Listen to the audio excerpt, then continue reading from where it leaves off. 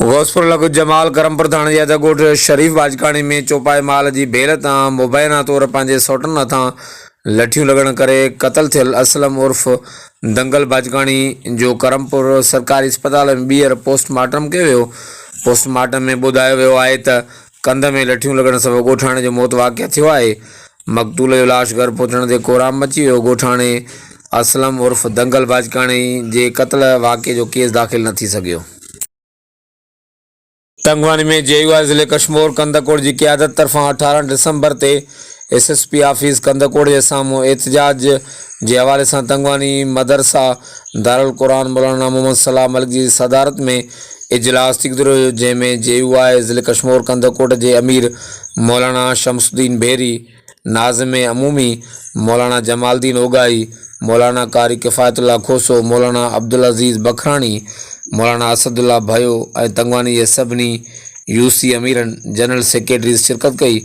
अगवाणन जो चवण हो तो 18 तारीख़ से SSP बशीर अहमद बिरोही के खिलाफ़ SSP ऑफिस सामूं तारीख़ी धरणो लगायो वेंदो, जेसिताईं अमन अमान के हवाले से असांजा सभी मुतालबा मंजूर न कया वेंदा तेसिताईं धरणो जारी रहंदो। वधिक मीडिया से ॻाल्हाईंदे चयो त बिस्मिल्लाहिर्रहमानिर्रहीम। असांजो जेको अॼु जो इजलास आहे जमियत उलमा इस्लाम तालके तंगवानी जे तरफ़ां ऐं तालके तंगवानी जी तमाम जेके यूसीज़ आहिनि उन्हनि जो गॾियल इजलास ऐं जमियत उलमा इस्लाम ज़िले कश्मीर जी आमला जो दौरो हुयो। असांजो मक़सदु ख़ासि ई आहे त ज़िले में बदअमनी आहे, बदअमनी हिकु हथरादू बदअमनी पैदा कई वई आहे। हिन बदअमनी खे रोकण जे लाइ हितां जा चूंडियल नुमाइंदा दिलचस्पी नथा वठनि, इदारा भी दिलचस्पी नथा वठनि, पुलिस इंतज़ामिया सिर्फ़ नाले जी पुलिस रही आहे, उन्हनि खां अख्तियारात भी खसिया विया आहिनि ऐं पुलिस थाणनि ते उहे SHOs मुक़रर आहिनि जेके सिपाही ऐं जमादार आहिनि, जंहिंजे करे ही बदअमनी ऐं ही इलाइक़े जा माण्हू अगवा थियनि था, लुटजनि था, फुरजनि था।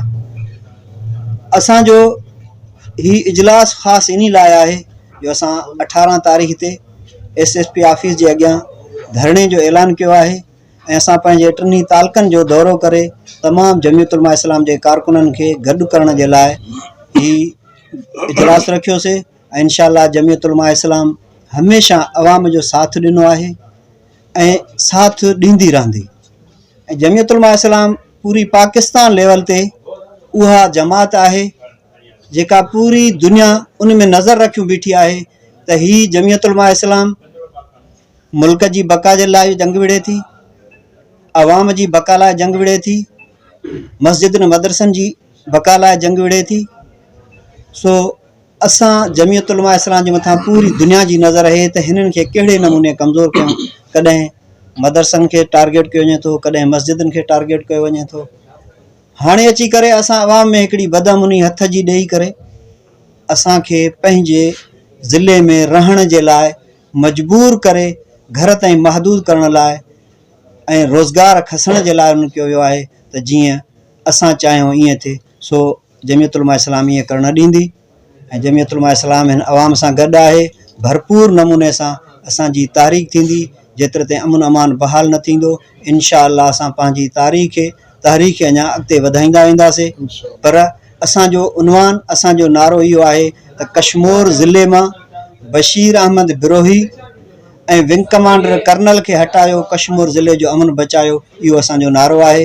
इंशाअल्लाह असां 8 तारीख़ कंदकोट में भी इहा ही प्रेस कॉन्फ्रेंस कई है, उनके उनवान इहो ॾिनो आहे। मीडिया के तवसुत सां असां इदारनि खे हुकूमत के इहो चता ॾियूं था त हिननि SSP बशीर बिरोही ऐं कर्नल के जेको डिस्ट्रिक्ट कश्मीर में मुक़रर थियल है इन्हनि खे हटायो ऐं असांजे अवाम खे अमन अमान ॾियारियो।